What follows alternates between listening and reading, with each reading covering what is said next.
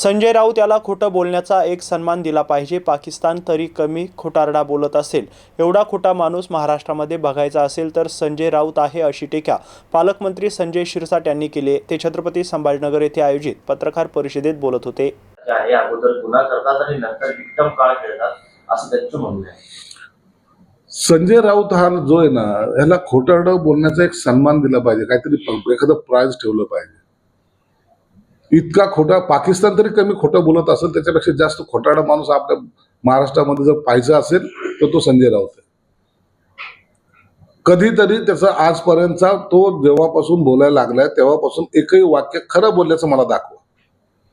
जे बोललाय नेमकं त्याच्या उलट झालेलं आहे। पार आमच्या उठावापासून आता हे सरकार कोसळणार, आता हे सरकार जाणार, 2 महिन्यात जाणार, 1 महिन्यात जाणार, अरे ते तो कालावधीही संपला, दुसरं सरकारही आलं।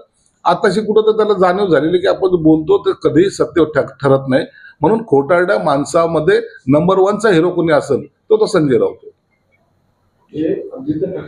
समृद्धी महामार्गावर टीका केली, त्यांना असं वेव्हचा रस्ता झालाय, भ्रष्टाचार झालाय समृद्धी महामार्ग।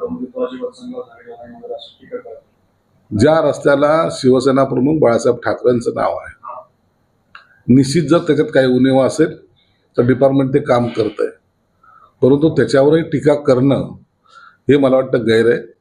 तुम्ही दरवेळेला विकासाच्या आड येऊन जी टक्केवारी घेताना ती टक्केवारी मिळाली नसल्यामुळं समृद्धीवर त्यांनी केलेली ती टीका आहे। समृद्धीवर टीका जरी केली असली, जायचं विमान असताना सुद्धा ते पुन्हा समृद्धीने गेले, समृद्धीवरून गेले पुन्हा।